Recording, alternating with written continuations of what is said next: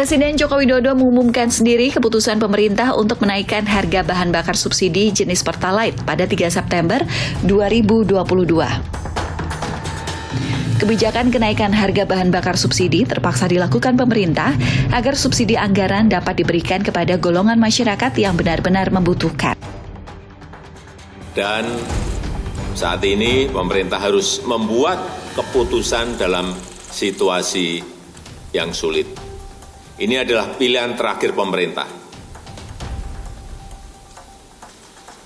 yaitu mengalihkan subsidi BBM.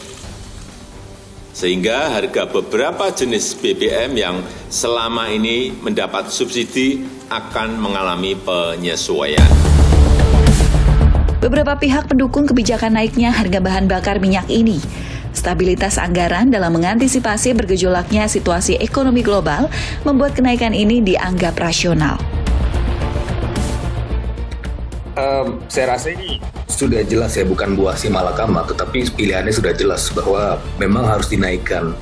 Kenapa? Karena ya pertama ya, kalau kita subsidi kepada produk itu banyak hal yang tidak bisa dikontrol ya, iklim geopolitik, kemudian intervensi dari Arab Saudi, proyeksi demand yang tinggi jelang akhir tahun, masuk musim dingin di negara-negara barat, ini hal-hal yang kemudian bisa menaikkan proyeksi harga tersebut.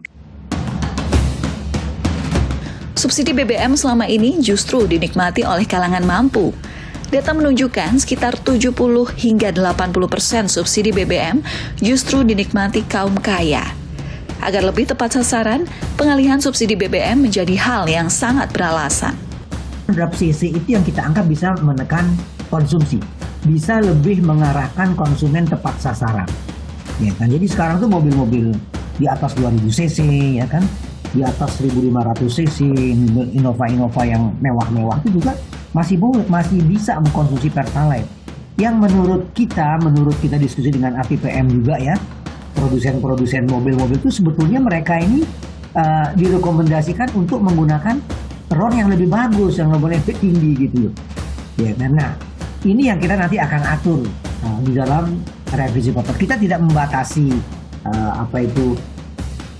belum kita berpikir yang kita akan batasi Pertalite seperti solar, tetapi kita akan batasi konsumennya agar bisa lebih terarah. Langkah lanjutan yang dilakukan pemerintah dalam mengatur bahan bakar bersubsidi adalah dengan membatasi konsumsi penggunaannya. Uji coba pembatasan ini mulai dilakukan sejak awal September. Saat ini masih terjadi di lapangan adanya konsumen yang tidak berhak mengkonsumsi Pertalite dan solar, dan jika kita tidak atur, besar potensinya kuota yang telah ditetapkan selama 1 tahun tidak akan cukup. Untuk memastikan mekanisme penyaluran makin tepat sasaran, maka Pertamina Patraniaga akan melakukan uji coba penyaluran Pertalite dan solar bagi pengguna yang berhak yang sudah terdaftar di web My Pertamina.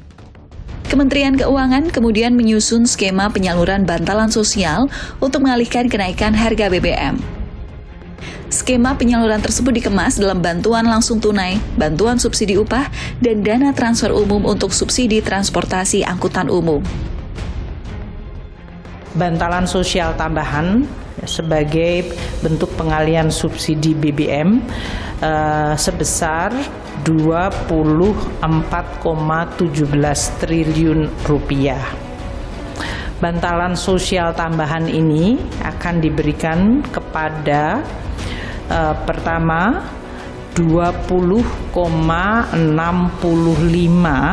juta kelompok atau keluarga penerima manfaat dalam bentuk bantuan langsung tunai pengalihan subsidi BBM sebesar 12,4 triliun rupiah.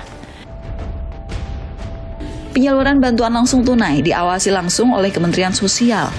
Penyalurannya kepada seluruh keluarga penerima manfaat menjadi tanggung jawab PT Pos Indonesia. KPM akan membawa surat pemberitahuan yang kami kirimkan keduanya, kemudian membawa IKTP. Nah, mereka datang ke kantor pos atau datang ke penyaluran komunitas atau nanti kami akan cantum tim kami akan memverifikasi kebenarannya, kemudian dicocokkan, difoto, dilihat di data NIK-nya, dan kemudian mereka mendapatkan manfaat tersebut. Masyarakat penerima itu relatif clear karena dia cepat, kemudian dia direct terima cash gitu, sehingga mereka enggak kalau misalkan itu katanya ada yang motong-motong, sekarang enggak karena dia nerima direct, dia nerima langsung ke masyarakat terima langsung duitnya, jadi enggak ada yang motong-motong. Besarannya berapa? 150.000 ya untuk BLT BBM 1 bulan. Nah ini 2 bulan diterima di depan. Nanti yang 2 bulan lagi kita akan terimakan bulan Desember. Kementerian Ketenagakerjaan bertanggung jawab menyalurkan bantuan subsidi upah untuk para pekerja. Mereka yang mendapat bantuan adalah para pekerja yang memiliki upah per bulan paling banyak 3,5 juta rupiah. Jika kenaikan harga BBM adalah langkah berat yang harus diambil, pemerintah wajib menjamin penyaluran paket-paket bantuan tersebut diterima sepenuhnya oleh mereka yang memang berhak menerimanya dan tak lagi sembunyi dalam saku para pelaku korupsi.